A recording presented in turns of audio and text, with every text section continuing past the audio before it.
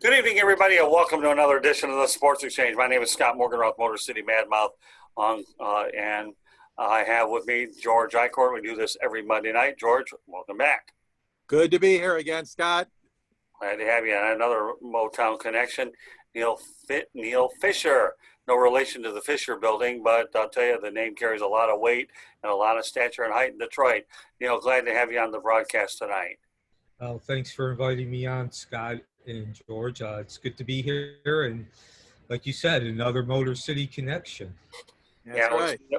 What's neat about Neil is I had the good fortune of meeting him for the National Sports Media Association, where we ended up going on a seminar which talked about hockey play-by-play when I brought up Bruce Martin's name, all too familiar in the Metro Detroit area. And by the way, Bruce lives out in the Venice area, and he's been married 70 years, so he, like all of us, got sick and tired of the snow and made his way to the Sunshine State. So that transistor radio is a little closer than you think. I live in the Orlando area, where the Mouse House, as we like to call it, that's Disney, and the greatest place on earth. But I was 20 years old when I came down here, and just said, look, I love Detroit. I love the sports teams, but I put in my 20 years of cold winter and weathers, and getting up at 6 a.m. and my dad handing me the scraper to go scrape his car so he could go to work. I worked at the city of Detroit. He had to be there at 8 a.m. So. Well, when you talk about the ultimate sport Motown connection, Neil hails from Oak Park, Michigan. I actually lived in the Southfield area. My dad had a sporting goods store, All Pro Sporting Goods, at 9 Mile and Coolidge. And George, you actually used to work down the road at the IBM building off of Southfield Road. So yes, I sure did. And I'm very familiar with that area, Scott and Neil. Southfield, Oak Park. Went to many a nice restaurant in that area during my lunch breaks. Yeah, a lot of delicatessens, right, Neil, out of Oak Park? Yep. I forgot the name of it, but there was the one on Greenfield and 10. Probably talking about Stage Deli. Yes, Stage Deli. Yes. I wasn't going to let right inside that shopping deli center. in that area. Don't worry.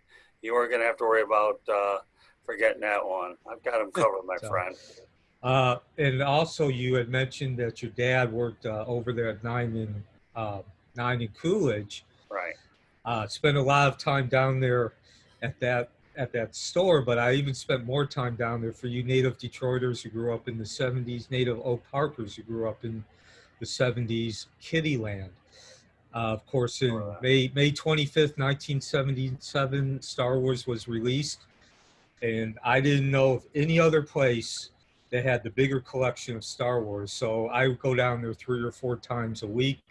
I'd always stop by your dad's store, small world, right? Just to check in to see what the prices were. Like I said, I grew up playing baseball in the summer, in the spring, and Bantam hockey in the fall and winter, so mostly to check on hockey and baseball equipment. But I'd always stop by at the Kittyland. It seemed like I always bought some type of Kittyland merchandise. So yes, I am a huge Star Wars fan. My other great love besides sports and journalism has always been entertainment. I worked at Universal for 8 years as an entertainer. I've done some acting too, just some extra work and some under 4 line work. But it all started with seeing Darth Vader come aboard Princess Leia's ship. And for those of you who don't remember, it's about 5 minutes in. It's right after the capture Princess Leia's ship. And it looks like a Kiss concert. Yes, Kiss as in Gene Simmons and Paul Stanley, the makeup. And they got the silhouette. You hear the heavy breathing. You see the smoke coming up. Again, just like a Kiss concert. So I was like, that is the coolest villain ever. I haven't seen him, but I know he's the coolest villain ever just by the entrance. Yeah, my father owned 2 businesses in the Oak Park area. He had a car brokership called Purchasing Service Incorporated, which wasn't too far away from there. But then he eventually moved it behind All Pro Sporting Goods. And let me tell you, All Pro Sporting Goods did a really, really good business all the way around. They did a lot with hockey because of the connection with Sam Greenblatt, who was in charge of USA Hockey. but they did a pretty well-rounded business and lasted for the better part of 20 years. So, my dad has been involved with sports, and of course, anybody who's had a father that got involved with sports, you're a magnet to be able to get involved. So that's unbelievable. So, before we get to some of the heavy topics here, I think everybody in this here tonight has had an Ernie Harwell story. So, Neil, I'll let you get yours out of the way first. Okay. Sure. Well, I really don't have a story. I was never able to actually meet the man, but I'm actually pursuing. I've worked 30 years down here in the Orlando, Florida area as a print journalism. I just say my lifelong ambition, though, has been to actually be behind, broadcasting, as they say, in front of the mic. And I'm also a Full Sail student. And so I've been spending a lot of time listening to Ernie Harwell. Internet's a great thing, in particular YouTube, find all those old classic Tigers. And it just brought back a lot of memories. There really wasn't any particular story. I never met the man. I just was like most Detroit Tigers fan, listened to him for 30 years on the radio, and he always had that feeling like he was the cool next door neighbor who you look forward to stopping by at the end of a long day at school, and he'd give you some cookies and an iced tea and have a good life lesson with some good humor. So for me, what I would do, again, I grew up playing Little League Baseball, and I was one of those kids who I took every opportunity I had to work on my fielding skills. I was a pretty decent hitter from the beginning, but my fielding had a lot to be desired the first 2 or 3 years. And I had those like rubber spongy balls. And so what I do is I go outside, and my father had a shed where he kept all his tools, and I throw the ball against the wall and pretend I was playing for the Detroit Tigers, and the other team hit the ball and they hit it to me, and I field the ball, and that's how I got to be a really good fielder. By the way, I eventually settled in as a middle infielder, second and shortstop, and it really started with me spending all those summers when I was 7, 8, 9 years old, throwing that rubber sponge ball against the wall of my dad's shed. Occasionally, my grandparents' garage. I'd spend weekends there sometimes. And the Ernie Harwell connection is that while I'd be practicing my fielding, I'd be listening to the Tiger broadcast on my little transistor radios, about yay big, I guess, maybe a 4x6. And even though it was the mid to late 70s, it looked like something you would have seen in Back to the Future when Marty McFly goes back to the 50s. It was just this little transistor, had the big knob on the right and a little knob on the bottom for the volume. And it was in a leather case, which the little handle. And all the equipment was like, yay big, or at least it seemed yay big, which I bring up because now everything's like the size of your fingernail. Everything's digital. But so that was my story. That's just basically, I was like everyone else, grew up listening to Ernie, and felt like he was my next door neighbor. Although, now that you brought it up, I will tell you this. Ernie had, I've always thought this is humorous, and as I've gotten older, I found it more humorous. When I was 12 years old, it wasn't nearly as funny. But, Ernie, when someone hit a foul ball into the stands, he'd always say, there's a fan from, and he'd list the name of a suburb. Southfield, Oak Park, Novi, Wall Lake, Farmington, Monroe, whatever. And until I was about 12 years old, the way that he said it, I thought he actually knew the fan. Yeah.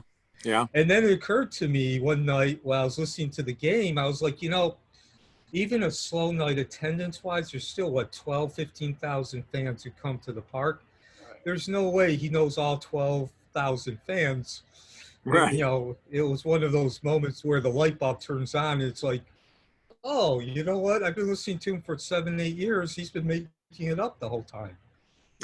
So, Well, I got to tell you a funny story now that you brought up Back to the Future, especially with Mr. Eichorn on this very broadcast. I would come back to Detroit, and whether we went to sporting events, well, one day we made our way to a movie out in Northland, and George and I saw Back to the Future over at the Northland Theaters. Remember that, George? Oh, I sure do, Scott. Yeah, That we was did. I don't great. see many movies these days because everybody tells me to keep my mouth shut. I talk too loud and I think my way through. But that was one of those moments where I actually sit back and was able to chill out and watch that movie. So Yeah. just thought I'd bring a little Back to the Future, Back to the Past so that we can reminisce about that. And Ernie Harwell, again, I work with him, and he was like a family member to me, especially as he got to know me through the years. So there was no doubt. We had a great young broadcaster on last Monday night on the Sports Exchange, AJ Ricketts, who does FIU football. And you want to talk about a 27-year-old kid with a tremendous upside, AJ Ricketts definitely did. And Neil, you mentioned that you had a chance to listen to that broadcast, didn't you? Yeah, I did listen to it. Again, I agree with you. Of course, it's something I pay attention to, being that I'm looking to transition. Like I said, I've spent 30 years working as a print journalist, and I want to get into play-by-play. I guess you could say in general, my my lifelong ambition is to be a broadcaster. But if you want to get really specific, play-by-play, or at least being part of on-air game talent, on-air talent for the games.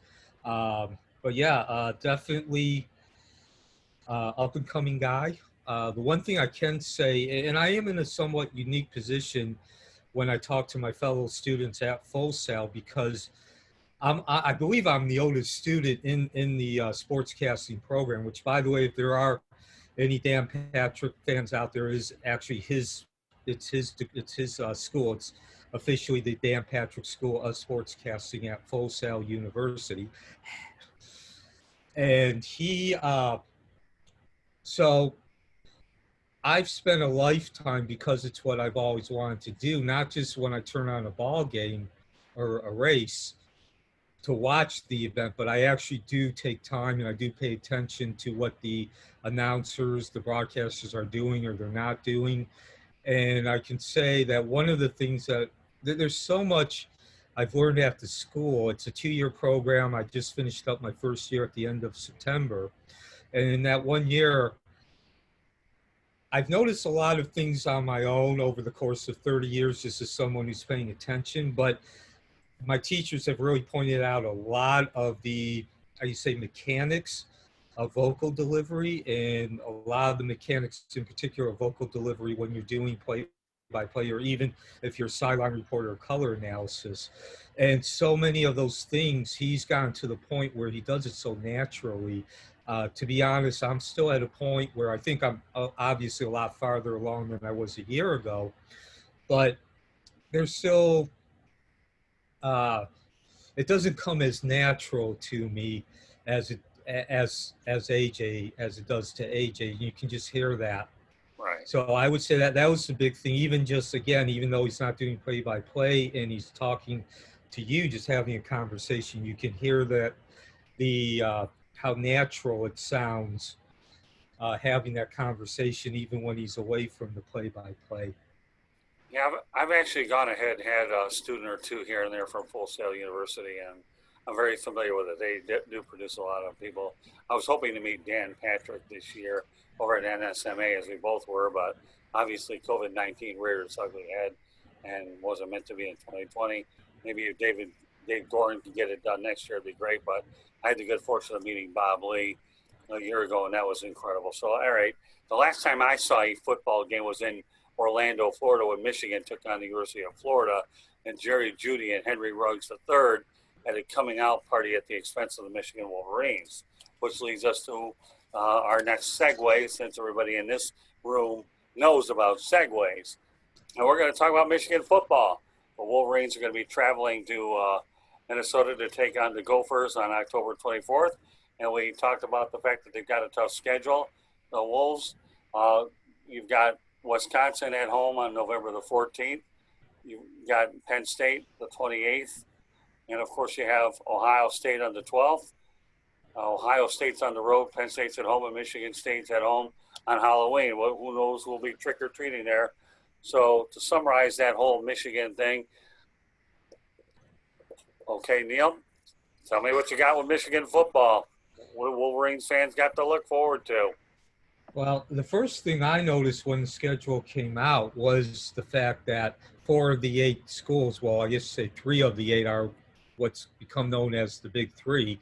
I don't know if there's anybody out there that's actually calling them the Big Three, but obviously, if you want to win a Big Ten championship and get to the Rose Bowl, or even be considered for to get into the college football playoffs, you have to get by Wisconsin, Penn State, and Ohio State. Now, fortunately, Michigan plays two of the three, Wisconsin and Penn State, at home. They do have to go on the road to Columbus, the Horseshoe, to play Ohio State. And I would say that's probably, to me, where the decisions to go ahead and play an 8-game schedule instead of the usual 12 due to the pandemic probably hurts Michigan the most, because for 3 of their 8 games, that's 37% of the schedule is against the Big Three. So in past years, if you lost this year, if you lose 3 games, you're going to wind up 5-3, and obviously 5-3 is not nearly as impressive, doesn't sound nearly as good as 9-3. The other thing is, of course, they have to also play Michigan State. I know I wouldn't necessarily consider them a championship contender. They've taken a downward turn there the last 3 or 4 years, but they're always a big rivalry. It doesn't matter what the records are. I know that might sound cliche, but I can't remember. I can only remember in the 45 years or so that I've been following Michigan where, well, actually, since about 1990, so the last 30 years, I only remember 2 or 3 games where that game was decided by less than 10 points. And even the 5 or 6 games that were decided by somewhere between 7 and 10 points, it became a 10-point deficit or a 10-point margin late in the game. You know, one of the teams would kick a field goal to secure the victory. So that's what really stood out to me. And of course, last year, and this has been the knock on Harbaugh since he's come back to Michigan, he can't beat the teams that are favored, the top 10, top 15 teams. Michigan lost 4 games. All 4 of them were to teams with better record and were ranked higher than them. They were Wisconsin, Penn State, Ohio State, the same 3 teams. And then, of course, they lost to Alabama down here in Orlando in the bowl game, now called I can never pronounce the name, the Bowl. You know what? I call it the Citrus Bowl. Leave it at that. Yeah, what used to be called the Citrus Bowl. So, you know, again, I'm not one of those, I'm not a conspiracy guy. You know, I do believe that it was just the luck of the draw, but certainly sometimes, and this year, certainly it does seem like the luck of the draw was certainly against Michigan, at least in their schedule. Now, with that said, you know, maybe this will be the breakout year for Harbaugh. Maybe he'll finally beat 2 of those 3 teams and get that signature victory that he's been searching for. Well, I mean, Wisconsin doesn't have Jonathan Taylor, so he ain't going to run over him this year. Were you at that game against Alabama? Did you go? No, I did not. Yeah, I did. It was Alabama. They look pretty good, but those 2 receivers are going to be excellent prospects. You know, I mean, you talked about Jim Harbaugh being where the criticism is unjust. And I agree with you, George. What's your take on this? I think that if you're going to make a change, though, you have to have a good replacement. And I'm referring back to when Rick Carlisle got let go by the Pistons, they had Larry Brown in place. So when you put things in perspective, okay, to me, I see that getting rid of Jim Harbaugh would be a major mistake, knowing full well what he inherited prior to that. I think people need to appreciate him. Well, as much as I like him, I don't think he's done the job, quite frankly. He can't win the big games, as Neil said. He's supposed to be a developer of quarterbacks.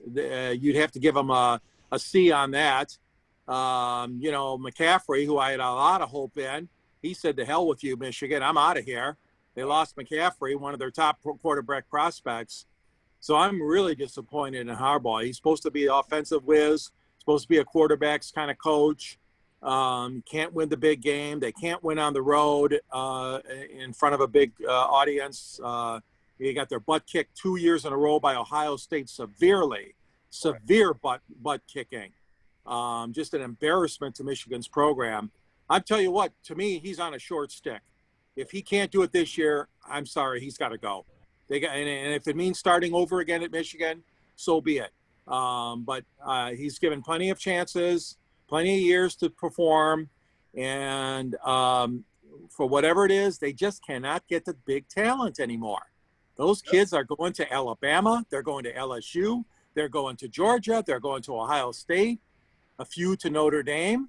But let's face it, Michigan is not getting those top-notch kids like they used to. In the days of Schembechler against Woody Hayes, that great rivalry, even with Lloyd Carr as coach, they used to get top talent. And guys, I just don't see them getting enough of the top talent like they used to. I think the one guy who made a mistake, who should have gone there when he had the opportunity, was Les Miles. I know when Neil and I were talking about this earlier today, that Les, you got your national championship at LSU. You worked under Bo Schembechler. Why would you not take the Michigan job? And to me, I mean, now where's Les Miles? At the University of Kansas, and now he got COVID-19. And when he got let go by LSU, he couldn't find a job anywhere because a lot of them, he was probably a victim of age discrimination. So Les Miles should have taken the job when it was offered. I know Michigan courted him a couple of times, but he didn't do it. So, you know, Les Miles to me made a major career mistake. So with everything being said here, Neil, give me your take on Jim Harbaugh and the good replacement, because I know you're adamant that you're going to get rid of him, and you better have a good succession plan in place. Yeah, well, I will say to George's point, I do agree with him. I do think he's had his opportunity.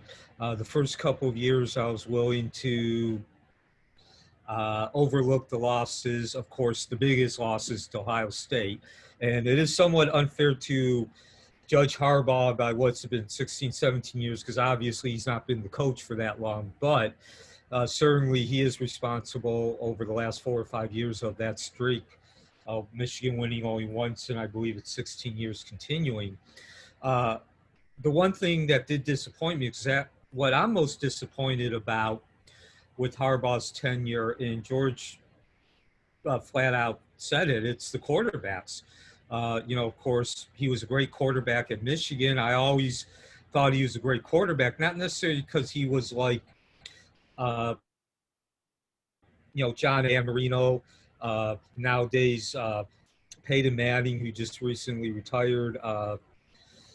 Again, I'm having some brain cramps, partially because I'm nervous. But the point is now he was never one of those quarterbacks that was blessed with an incredible talent and skill set. He wasn't going to throw the ball 80 yards and hit, you know, an Anthony Carter or even a little bit sooner Callaway in stride at the 20-yard line from the goal line. What he did, what I really thought made him a great quarterback, was he never put his team in a bad position, the proverbial position that the team had to dig out of. And when he got the lead, you could trust him. You could trust him that he was, even if Michigan had to give up the ball, they were going to give up the ball in a situation where the other team had to drive 90 yards in 3 minutes. And to get even more specific to my point, I think the Michigan quarterbacks, the succession of Michigan quarterbacks, have not been able to, for whatever reason, they have not been able to pick that up. And that is, in general, I think it's incredibly disappointing to me that Harbaugh hasn't been able to produce a solid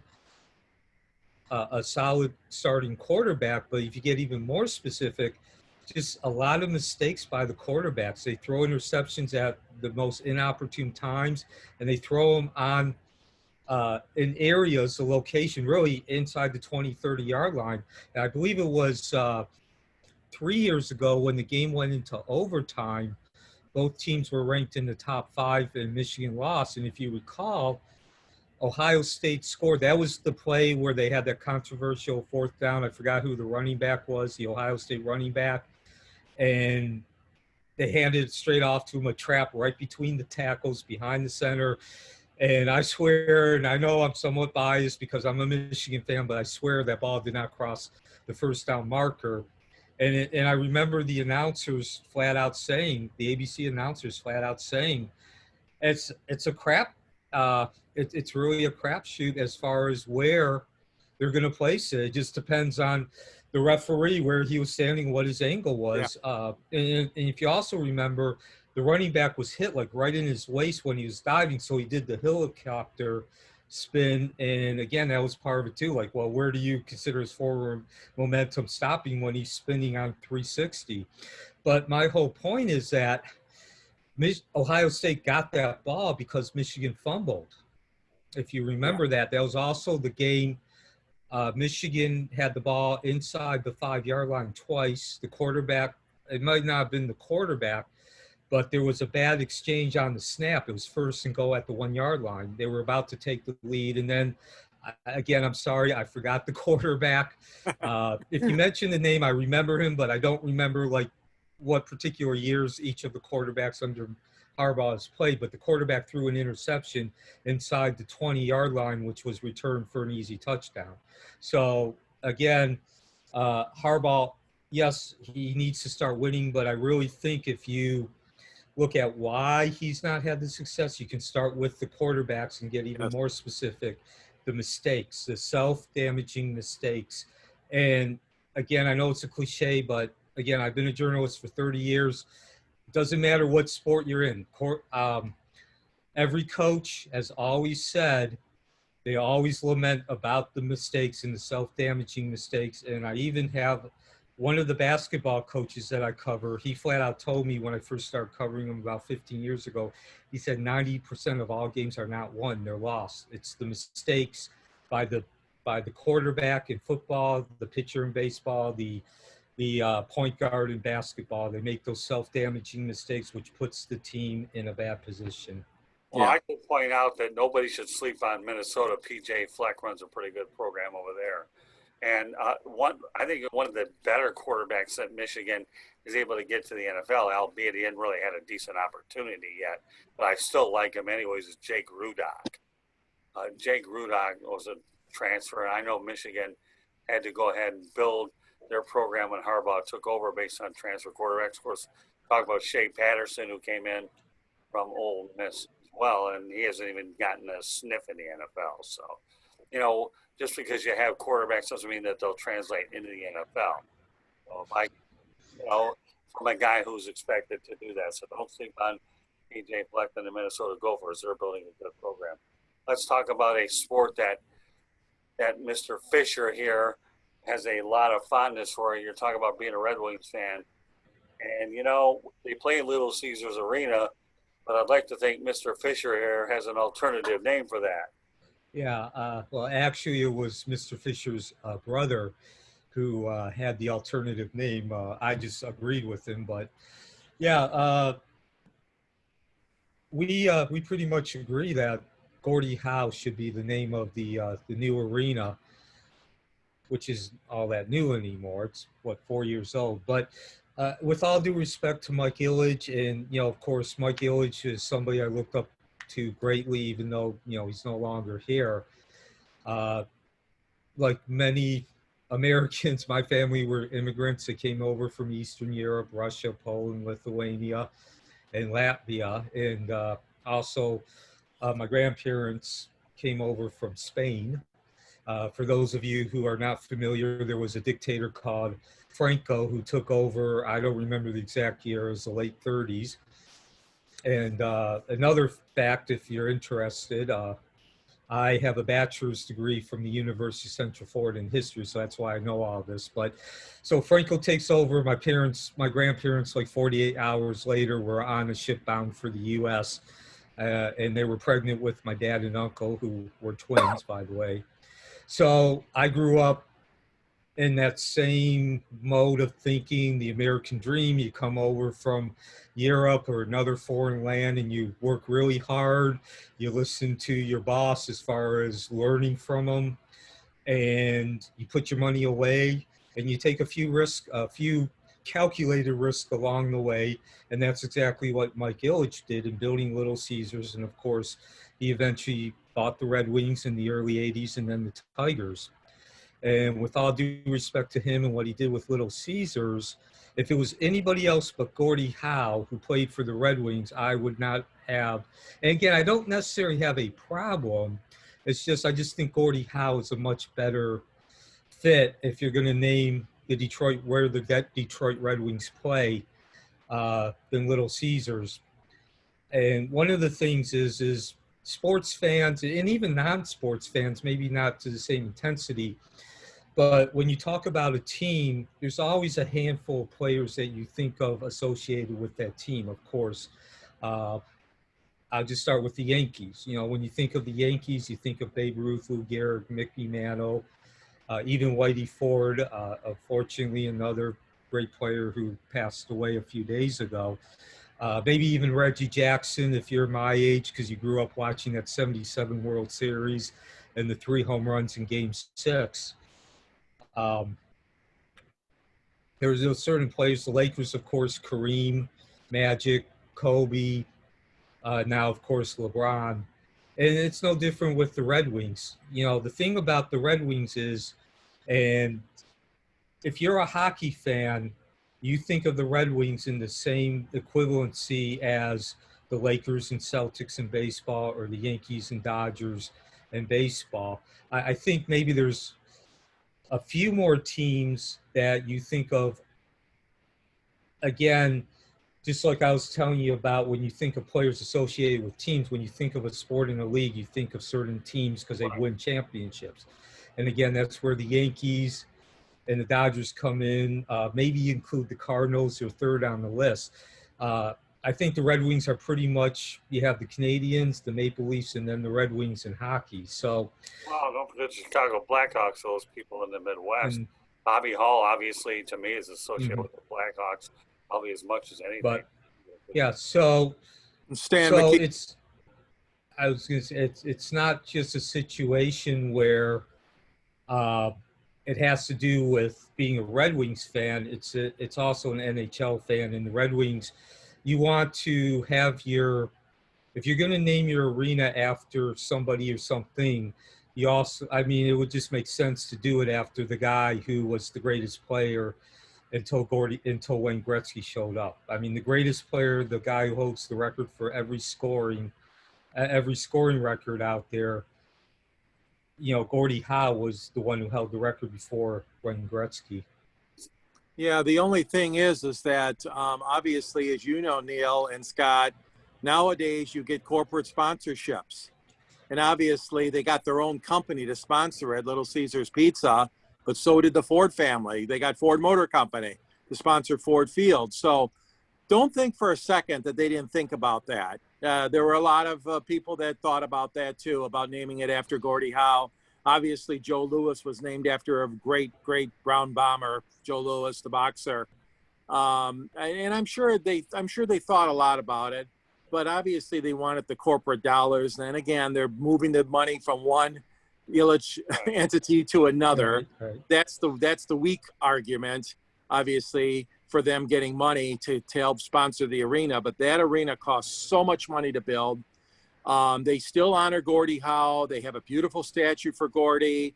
They have other historical photos of him inside the arena.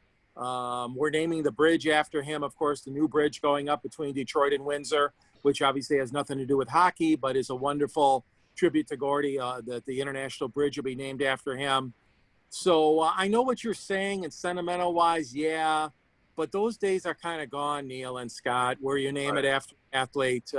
You're going after big corporate money and corporate sponsorships nowadays, and I'm sorry, but that's just the name of the game. Well, after you apologize, you're right. And I think that when I thought about it, and I agree with Neil that, well, Gordie Howe Arena has a nice ring to it. One name that came up in my head many years ago is I was hoping that they'd rename it Olympia Stadium again. Yeah. Hockey history and Metro Detroit, Olympia Stadium to me, you know, get any bigger than that as far as arenas are concerned. But yeah, we all know that the almighty dollar rules. And, you know, Yeah. Gordie Howe getting a bridge, well, sure. He's an ambassador from the United States into Canada. It makes too much sense not to do it. So, all right, so let's go back to college football. Big Ten playing only 8 games. I know, Neil, that you are a proponent that they could play 10 games, and it messes up the bowl situation with the bowl committee. So why don't you elaborate on that?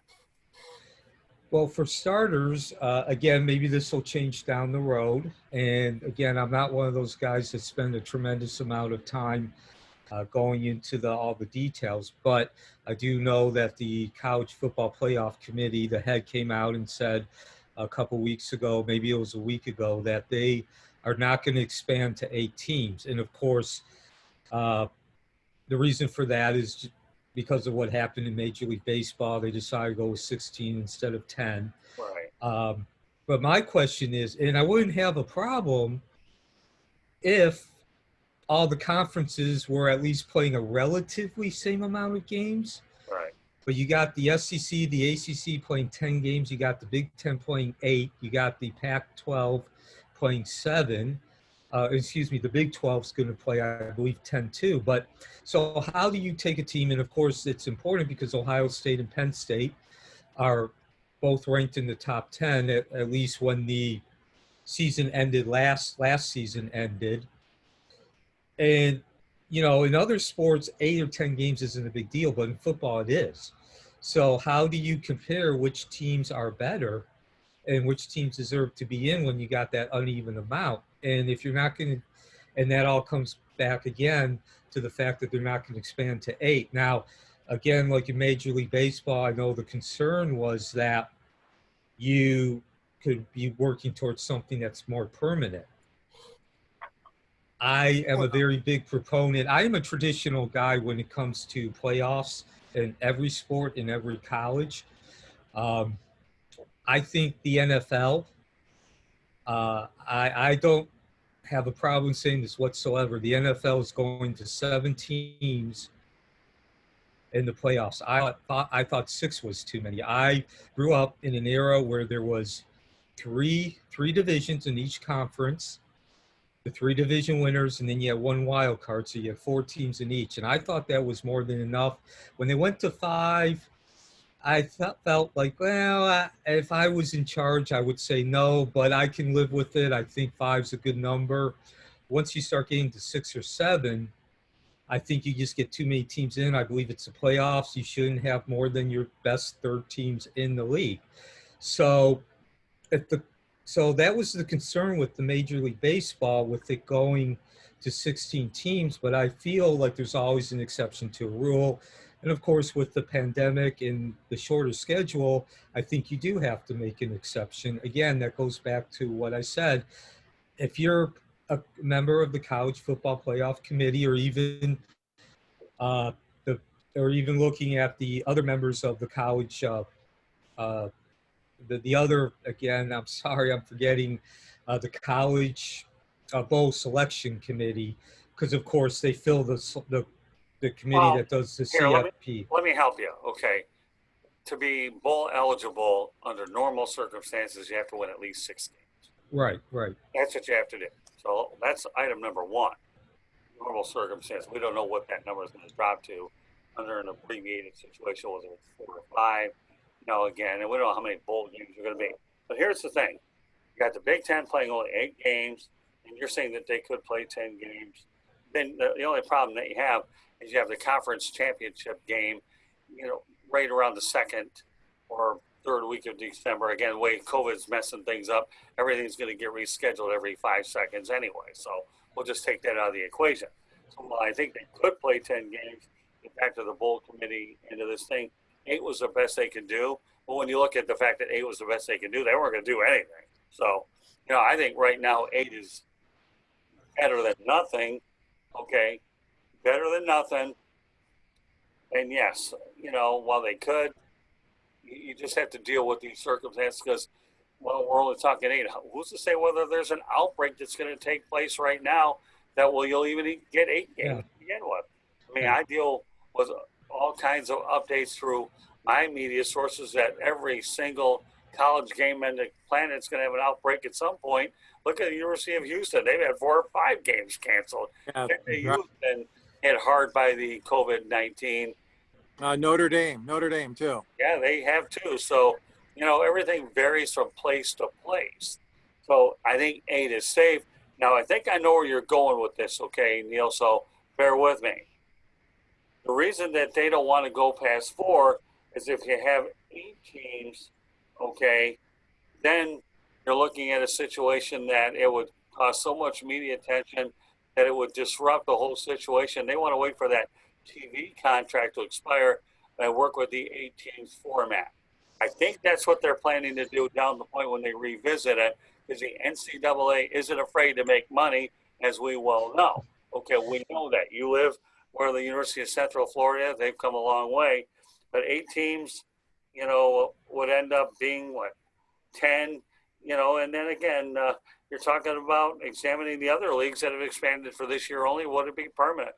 So there's a lot of variables involved. I think ultimately down the road, there will be an 8-game playoff, which is better than 4. Down the road when the TV contract expires, not 2020. Okay. Right now, okay, we're talking 2020 is the experiment. We'll call it the year of the guinea pig, the year of the experiment, okay? So for all you biology people that think that I know anything about experience and science, you are dead wrong, because 2020 has brought us is the extra inning rule, where you stick a guy on second base, and then the relief pitcher has a headache that Tylenol 50 couldn't take care of, okay? Then you have all these other miscellaneous rules that will surely empty every single drugstore. Okay, we'll have fun with Cunningham drugs back in the day in Michigan, where you would need Maalox. So, Neil, the bottom line is, I get where you're coming from. You make a whole lot of sense of everything you said, but, there won't be any expansion of the Final Four this year. So you have to make the best. And I think college football over the years has had the worst way of deciding a national championship every year, because it's been subjective for years. This is something that George and I can relate to, okay? Long before there were bowl games. Remember that situation, George, with Michigan and Ohio State, where Michigan didn't get to the Rose Bowl because one team won it the year before, and then they had to switch, and now they go to bowl games. It's been flawed for a long time. And trust me, even with an 8-game schedule, the cream will rise to the top. There's a reason why Ohio State right now is 6th ranked in the country. There's a reason why Penn State is ranked number 9 in the nation right now. They're giving them the benefit of the doubt, even though they're 0-0. So I would not worry about that. If Ohio State is super good, or Penn State is super good, or Michigan, or whoever, Wisconsin, Minnesota, trust me, they'll get a shot at it. Now, are they going to start losing? Possibly, because it's a short season. Anything goes this year. Look at what we've seen so far. Texas losing. LSU. What a terrible year so far. I mean, the upsets are just going on like crazy every week. Florida lost. Yeah, I mean, what I'm saying is that this is one of those years, like Scott said, 2020. We're living by the seat of our pants. And the Big Ten, they got a shot at it. Even though they got 8 games, Neil and Scott, they still got a shot at the Final Four. Yeah. Oklahoma's struggling. Iowa State's winning. Anybody know in this room here what Iowa State's middle nickname is? Want to take a guess? Cyclones. All right, well, somebody. Cyclones. Okay. So for all you Cyclones people that are going to probably send me hate mail, don't worry, okay? But this is the kind of year that it is. I mean, Oklahoma 2-2, LSU struggling. So, and as simple as this may seem, okay, win all your games and you're going to compete for a national championship anyways. Right. So I will say this, looking at, I believe this is the 6th year that the playoffs have gone on. Pretty much, to your point, George, the first 3 teams are pretty much no-brainers. We know who the 3 team is. It usually always comes down to that 4th team. Of course, Oklahoma was, I believe, 6th last year, and then after all the conference championships, they moved up to 4th and got that last slot. So my point, like you were saying, the cream rises to the top. It's really more of an issue with that 4th team getting in than necessarily all 4 teams. And, and I admit, and I'm also looking at this from the viewpoint of the fan. Number one, it just seems odd, to be playing 8 games. I'm 50 years old, and even when I started watching football in the mid-'70s, they were already playing 10 games. But second of all, it just seems to me, I know there's a lot of variables and a lot of things you have to be concerned about, but one thing that, again, I'm not in the room with the conference commissioners, but just my feeling from what I've heard and I've seen is that they didn't really consider, once they made the decision to go ahead and play. And if you remember, there was talk about all the fall sports being played in the spring along with the spring sports. And once they changed 180 on that, it was just, well, we're going to do 10, never mind playing into 2020. I know, again, it would change a lot of things up, but again, my situation is, look, if Major League Baseball, the ultimate in we gotta keep tradition, can do it, and again, look, I'm not saying maybe they have to play 10, but maybe they could even play, but you can maybe even have the 5 teams play between 8 and 10. So. But you're going to have some teams, Neil, that aren't even going to play 5 or 6 games. Where do you expect to reschedule some of these games if COVID-19 gets everything out of whack? I see your point. You make a lot of points, but here's the thing, Neil, okay? You talk about the 4th team. It's always been an issue getting in there. You usually know what 1, 2, 3 is. I don't care if it's an 8-game season, 13, trying to decide number 4 to get in the party is always going to be a problem anyway. So under any circumstances. Right. And whether Ohio State is 8-0 or 7-1, they're still going to have a shot at it, or Wisconsin, or whoever it is. They're still going to have a shot at it. The only thing I'll give you, Neil, is I think they did wait a little long. I don't know why they waited till October 24th. They could have started on October 17th. They gave it an extra week. I guess it had to do with practices or whatever. I'm sure they talked about that with the presidents of the universities. But I was disappointed. I'll give you that, Neil. They should have started this Saturday coming up, the 17th, instead of waiting till the 24th. I'll grant you that. So, yeah. But bear in mind, though, the big deciding factor in this whole thing with the 8-game schedule and all that, you still have the conference championship game in Indianapolis. Yeah, well, again, to me, my issue is more of, it just seems a lot of confusion, which I understand given that, the last time we had a pandemic was over 100 years ago. But still, it just seemed like there could have been a little bit more formality, a little bit more direction. Again, and that's part of what you were saying, George, is they could have maybe gotten that, started a week earlier. Yeah. But it just seems to me that because there wasn't that lack, there's all this confusion. And look, I'll even bring up what Colin Cowherd says. I'm a big fan of his. I don't have a problem talking about his. But, and he talks about this for the basketball tournaments. The reality is that there's usually only 1 or 2 teams. Last year was LSU. For a dozen years before that, it was Alabama and OSU. They were always the team. But you'd still want to be able to have a playoff where everybody feels, at least they want to feel everybody has a fair shot of getting that opportunity.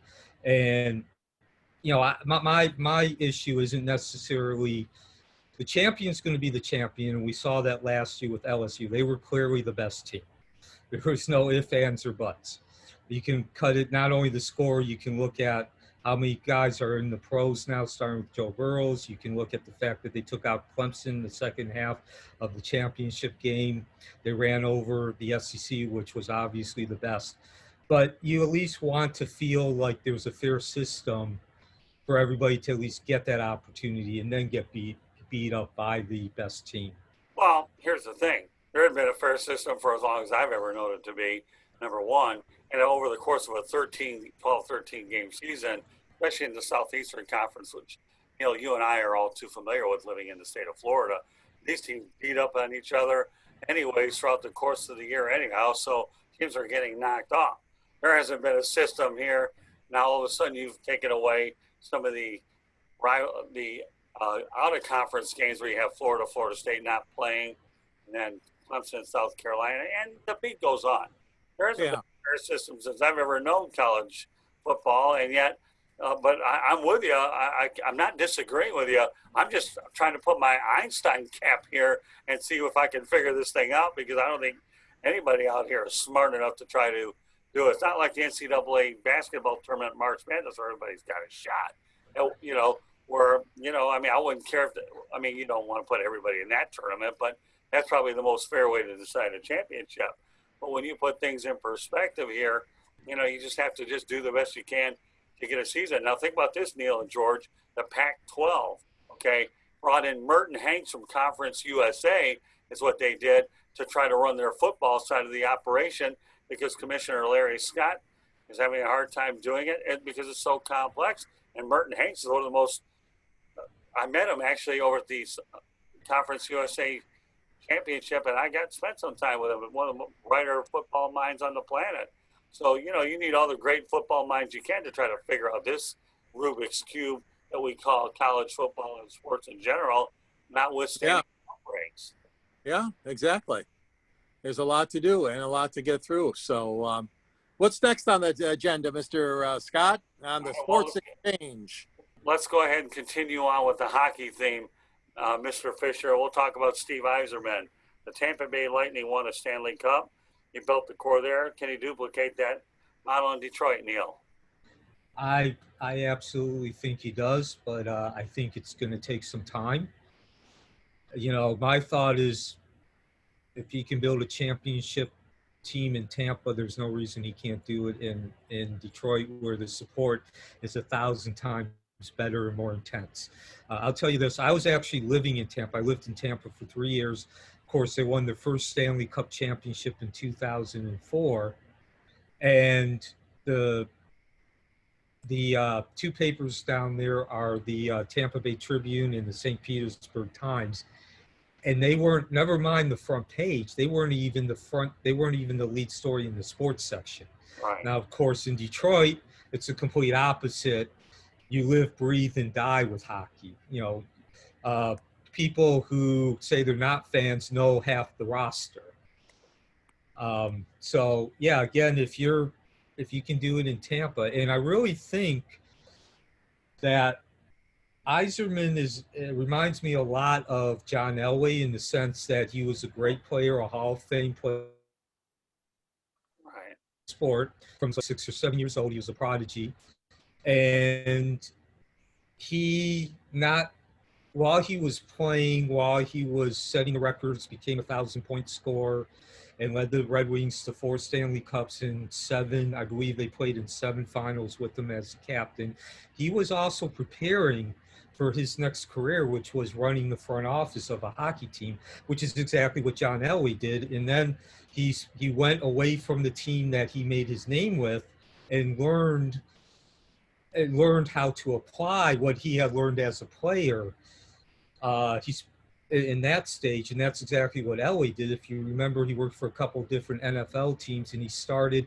Obviously, the name helped him get a job. It helped him with connections and people who were willing to spend time. But there's been a lot of players who have tried to go into the front office or even coaching and managing who are complete busts. And in my belief is that most of the time it's because they come in and as a player, no one questions them. So they don't understand that, yes, you were a great player, you understand the games, but you understand from a player's perspective, you are now an executive and you have to understand how to make that transition. And making that transition is starting over as far as learning.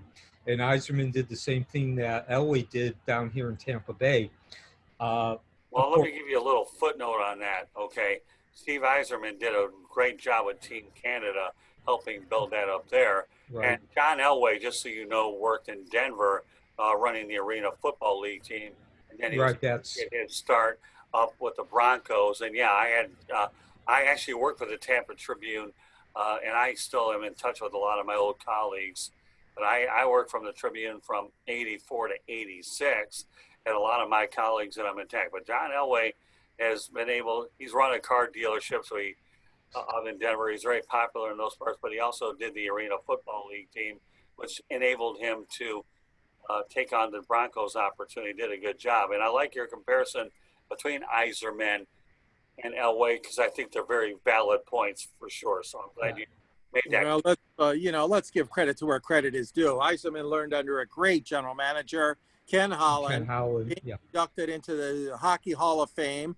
Unfortunately, it was postponed this year, his induction ceremony.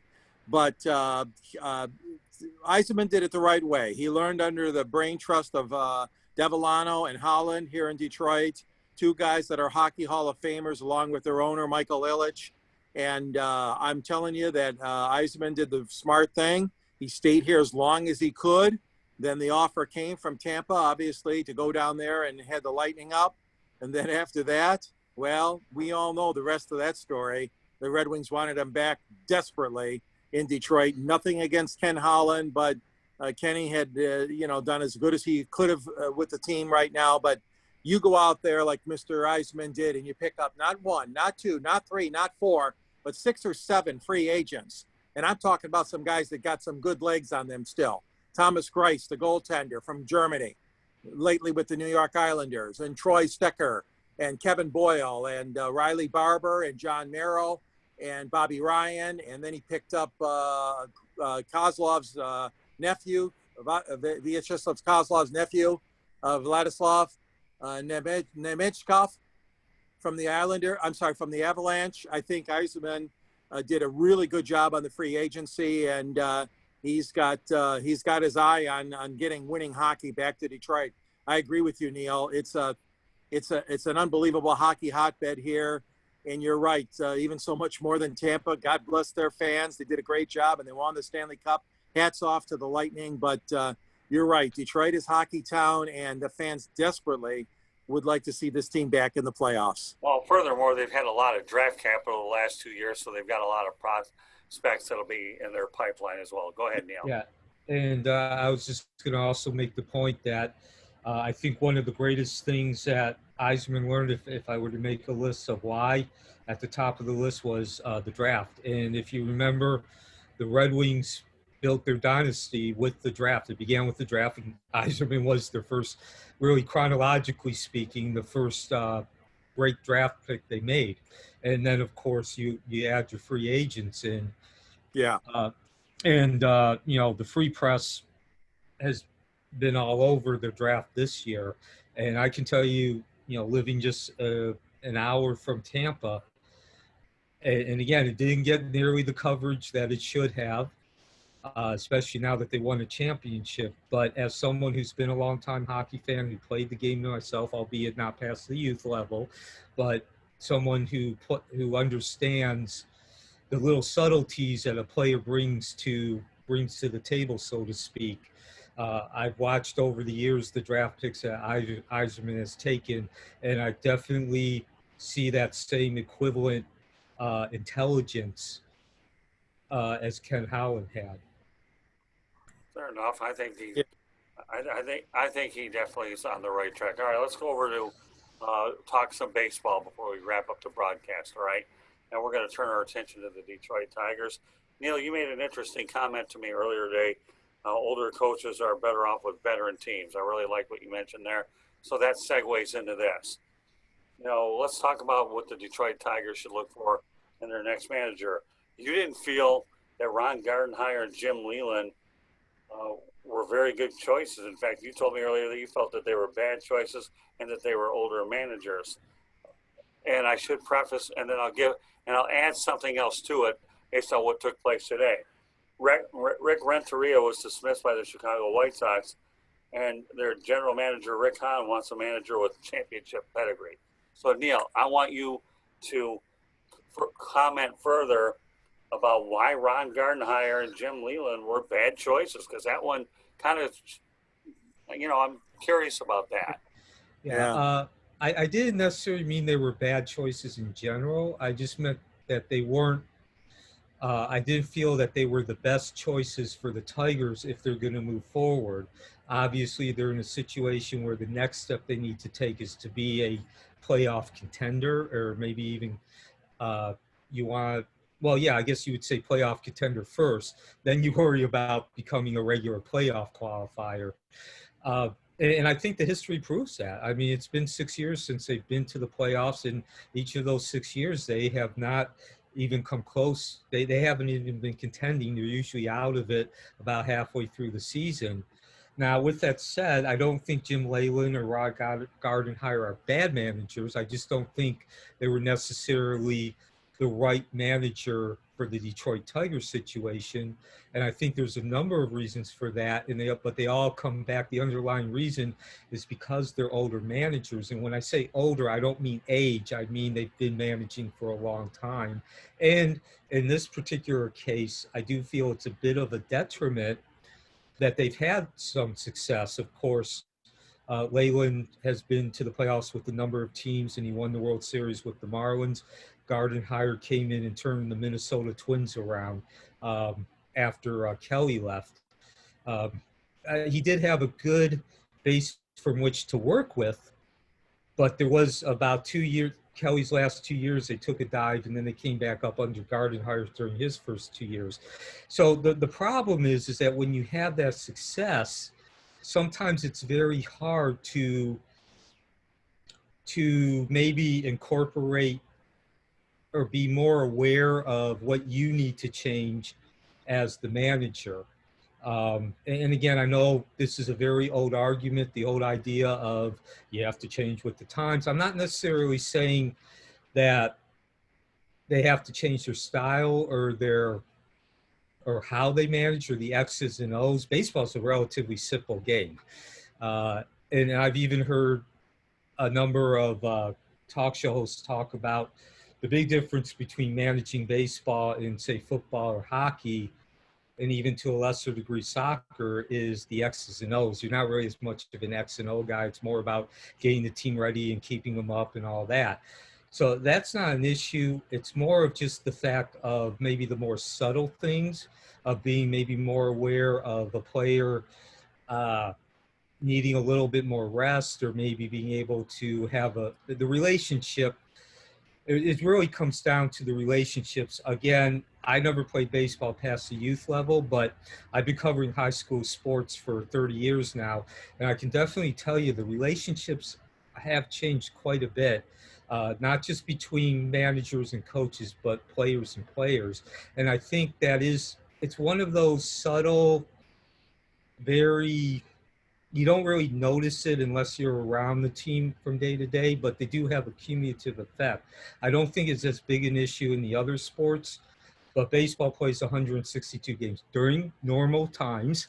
Even 60 games, that's still more than almost all the other sports are playing. So it's not necessarily, I don't think it was necessarily a bad decision per se. I just don't think that they were the best fit for the Tigers at this point, with them bringing up the new guys, and a lot of guys there is some talent, and you could see that this year, but with any team that you have a lot of new guys or even new guys on that team, you're going to have a lot of inconsistency, a lot of 3-game winning and losing streaks. And I think that's where the relationships really come in, being able to manage. And it's just really hard if you're the player or maybe even a front office guy. You might even feel a little intimidated being able to bring something new to the manager. Well, let me point out a couple of things for you. Number one, baseball is driven these days based on analytics. So do guys like Leland manage to the book of analytics? We know Billy Martin wouldn't have, because he racked up a ton of complete games, and he had a lot of guys that he burned out. Of course, that's for another day. I get that, but I don't think Jim Leland was a bad hire. I think when you consider the fact that he had experience in player development dating back to his days in Evansville and in the minor league system, I think he was a really exceptional hire. But I think that Ron Gardenhire maybe have come a little bit too late in the game, at this point, maybe a little bit, but at that time they were leaning toward a veteran manager when they tried to go the younger route with Brad Ausmus when you transition from Leland to Ausmus. So you talk about a differing.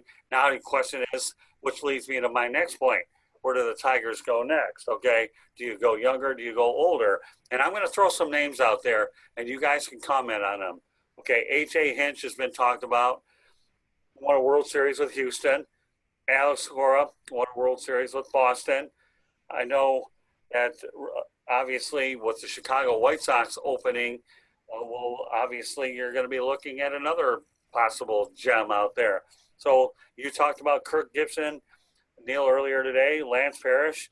Let's go ahead and talk about Freddie Gonzalez, okay, formerly of the Miami Marlins, managed Miami from 2007 to 2010. He was 276 and 279, and then he went up to Atlanta, and he was 434 and 413 from 11 to 16. And his overall mark, just so you know, was 710, 692, 506, and he's bilingual, and he's Cuban, and he's 56 years of age, so he's bilingual. Now, another name that I'll talk about is Mike Sosha, who I think is going to get hired someplace. I don't know why. Yes. But he's another guy that's out there.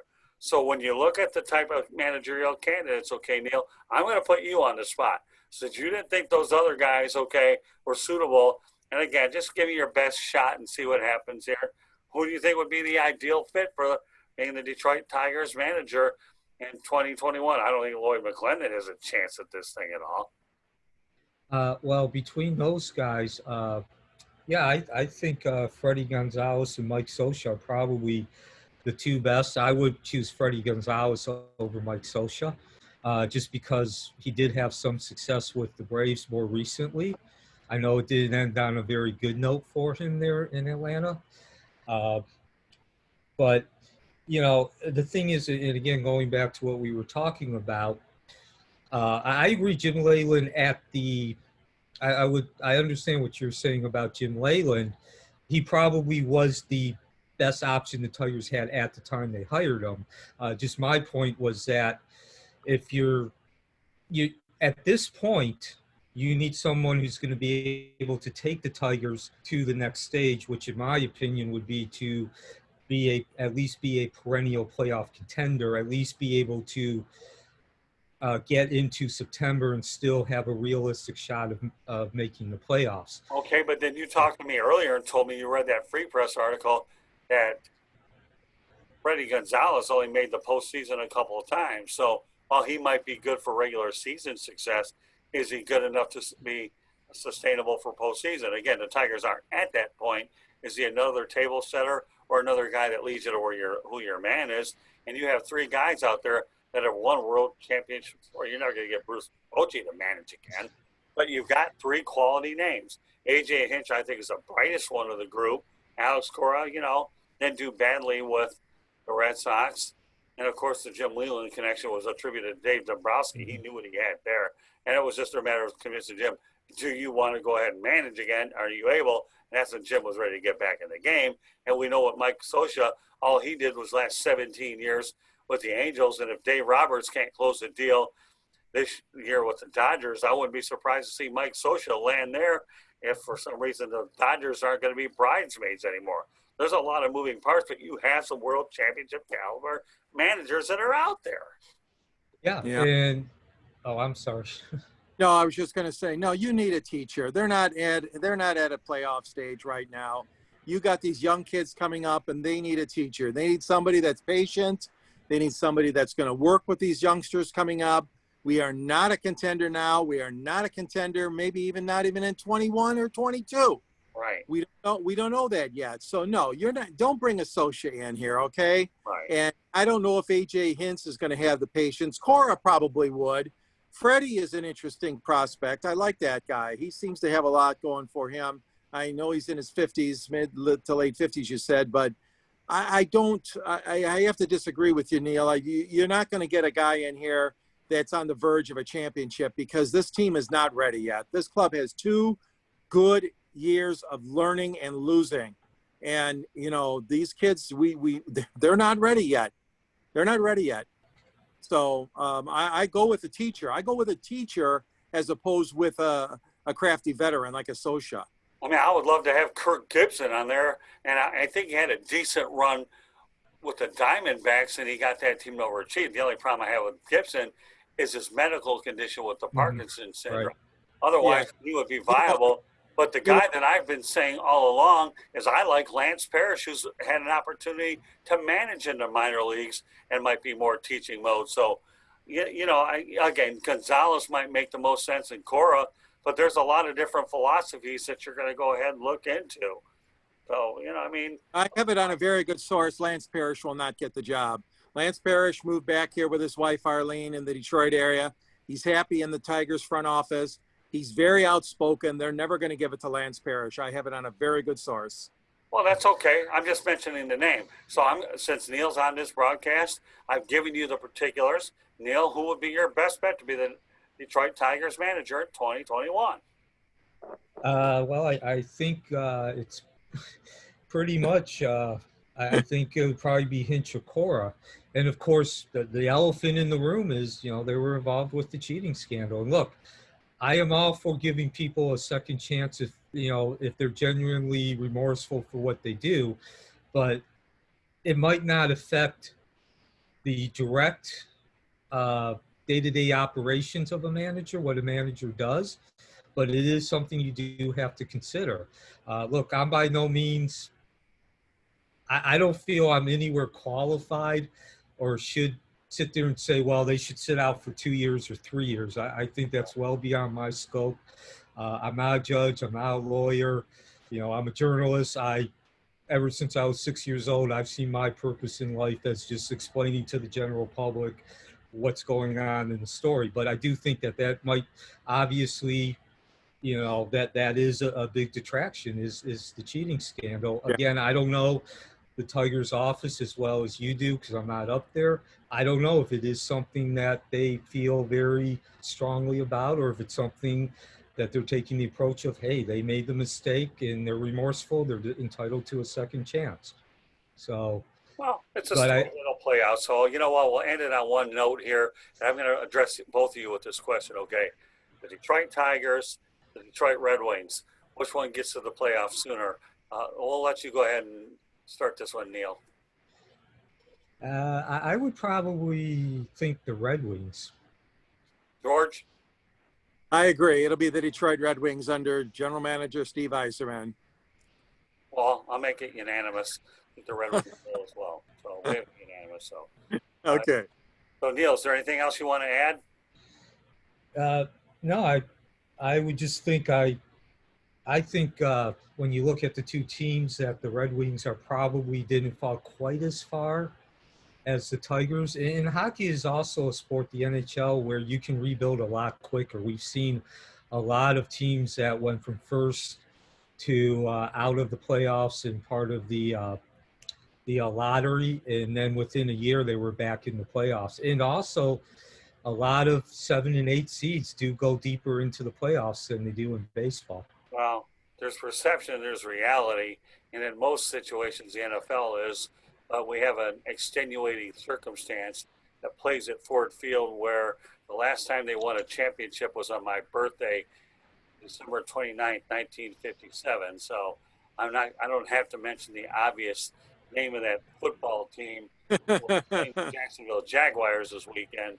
But I think it's safe to say that I will mention that the Detroit Lions are on a 60-year rebuilding program. With no disrespect, I've made a lot of good friends in that organization, and I love the Lions. I'll always feel close to them, and I've enjoyed working with them. Unfortunately, things are a little rough there, and at least the Pistons have championships in our lifetime to do it. So anyways, when you put this whole broadcast in perspective, Neil, are there any other things in the Detroit sports scene that you want to end before we wrap it up? No, I think we've gone into pretty much everything. Covered three of the four teams. Didn't get to the Pistons. Well, you can get to the Pistons. Might as well. We got to give everybody equal time. Got about a minute or two. How quickly do you think it'll be before they get to the playoffs? And what are your thoughts about Tom Gores? And should the Palace have been torn down? That's a mouthful. I'm sorry, what's that? Should the Palace have been torn down? Should they have gone to Detroit? And how quick are the Pistons to contending? Rapid fire, man. Well, I think the Pistons are very much in the same situation as the Red Wings in terms of they have something they can build with and move forward. The question is, do their front office, do they make some smart and savvy decisions? Again, I'm a very big fan of the bad boys, and we talked about the 04 team. I saw a lot of the 04 team, a lot of the bad boys in the 04 team, and the fact that they were very resilient, very didn't care what other people thought. But with all due respect to them and my great love for those three championship teams, I think the Red Wings, if you look at the GM in comparison to the sport that he's a GM in, I think the Red Wings are probably in a better position with Yzerman. Again, that goes back to what I told you about. He did his time. He started at the bottom. Well, not at the bottom, but in terms of learning, he started at the bottom, and he didn't just come in with the name. He genuinely wanted to learn his craft. The Pistons have gone through a number of GMs and coaches. And, of course, they brought in Dwayne Casey at one point. There was a reason that Toronto let him go, even though he was manager or coach of the year. So with all that said, Palace, it's one of those things that time does move on. As much as, again, I enjoyed watching him play there, and it does have a special place. You can't keep buildings around forever and ever. All the great buildings from when I grew up are long gone too. So the one I always think of is Ebbets Field moving to baseball. But, I grew up hearing all the stories about people from New York, what Ebbets Field meant to them. And, they were the same thing. It was like, look, it's time to move on. Fair enough. Okay. Well, I hated to see the Palace go down. To me, 30 years wasn't enough for that building, but we'll leave it on that. With that said, okay, Neil, why don't you let everybody know how they can get a hold of you? Obviously, I had the good fortune of meeting you through the National Sports Media Association, NSMA, and it was really neat coming in contact with you. Of course, I'll be looking forward to seeing you when I get up to the Orlando area. But why don't you let everybody have your contact information? After that, George Eichorn will tell you about a book that he's written, and then I'll wrap up the broadcast as well. So go ahead, Neil, take it away. Well, probably the easiest way to get a hold of me is on Twitter at JC Pirana Sports, and that's JCPIRAHNA Sports. I switched the H in the end. And then, of course, my professional email address is the same, almost the same. It's jcpiranaprof@gmail.com. And if by chance you do want to go ahead and pay for a subscription, the apocachief.com, that's the newspaper I write for. You can also, anybody who's interested, if you don't want to get down to the high school level, I also do play-by-play for the Wekiva Mustangs, and their address is wekivamustangs.com. Very good. All right, George, take it away. Yeah, you can get a hold of me at DSBA2 on Twitter or on Yahoo. Get a hold of me at geichorn@yahoo.com. My book is called Detroit Sports Broadcasters on the Air, featuring the likes of Bruce Martin, Bud Lynch, George Blaha, Van Patrick, Ernie Harwell, Paul Carey, Ray Lane, Frank Beckman, and Scott Morganroth. Yes, the host of this program. Scott is featured in the booklet with Muhammad Ali and Jimmy Connors, and I know it's a great book to have, and you can get a link to buy that book from Arcadia Publishing right on the South Florida Tribune website under my biography, my profile. Don't miss it. It's a great little book about Detroit and Michigan sports history, and you're in it, Scott. Glad to be in it. Let me tell you, there's a lot of history in that book for a guy like Neil, who's very much a part of our hometown. With all due respect, must read. Yep. What do you want to add, Neil? How about, Scott? How do we get a hold of you? Oh, yeah, absolutely. Well, first of all, there's a lot of ways to do it. If you want to listen to this broadcast audio-wise, you can do it through Apple Podcasts, Spreaker, Spotify, iHeartRadio, Google Podcasts, wherever you get your podcasts. Since people say I talk too fast, and I know I do, I'll give you an audio replay, okay? And this is broadcaster's terms, okay, right, Neil, what you ought to know. Apple Podcasts, Spreaker, Spotify, iHeartRadio, Google Podcasts, where to get your podcasts. In terms of following us otherwise, on Twitter, you can reach us at Tribune South. That's at Tribune South. Facebook and Instagram, South Florida Tribune. Our YouTube channel, for which you'll be able to view this broadcast, the South Florida Tribune. I'll give you 6 good reasons why you should subscribe to it. We have the Sports Exchange, which we are doing at this moment. No Limits. 108 Stitches Baseball Talk, Real and Rare, Fantasy Football, South Florida Tribune podcast. So you get 6 shows for the price of 1 subscription for the YouTube channel. Our website is www.southfloridatribune.com. We get content from our media distribution partners, our columnists. The Motor City Monitor is on there, so we give Detroit fans an opportunity to go ahead and view sports, and all of our broadcasts are there as well under the WSAN dropdown. My email address here is southfloridatribune@gmail.com. and you can connect with me on LinkedIn at Scott Morganroth. So, you know, Neil, it's been a pleasure bringing you on the broadcast. It's a great homecoming when I have a guy like from Oak Park, Michigan, connecting with a guy who actually was raised in Southfield, Michigan, and lived in many parts of Metro Detroit that included Southfield, Highland, Farmington Hills, and a lot of the metro area. So it's been a nice homecoming to have you on and joining George and I and getting a piece of our history on this very program. Oh, thank you for having me on, and thank you for reaching out to me.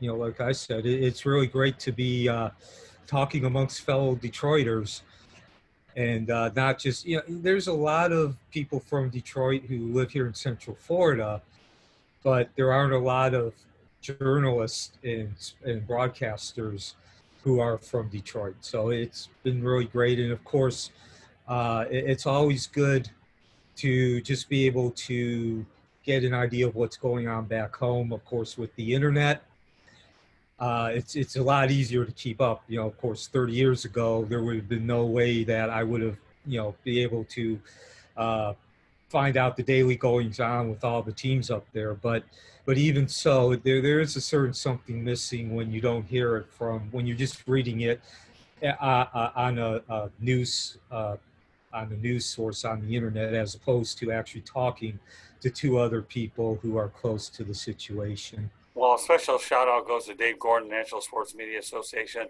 It's certainly a organization that I'm proud to be a part of, and no broadcast would be complete unless I tell everybody out there, take COVID-19 seriously, do the necessary things you have to do to mask up, social distance, and make all the precautions that you need, because you know what, this virus is not going away anytime soon. So don't take it for granted. The last thing anybody wants is to hear you get this virus. So social distance, mask up, stay safe, and be home, and every other message connected with COVID-19. So on behalf of Neil Fisher and George Eichorn, my name is Scott Morganroth. Thank you for joining us on this edition of the Sports Exchange, and we will catch you another time. Neil, just so you know, you're welcome back anytime. So God bless. Good luck to you up in Orlando, and I look forward to meeting you when the situation presents itself. All I know with me and you, it's only a straight drive up the Florida Turnpike, 2.5 hours, and I know that you're very close to I-4 as well, what you indicated. And so, meanwhile, good night, everybody, from all three of us. Be safe and have a great week.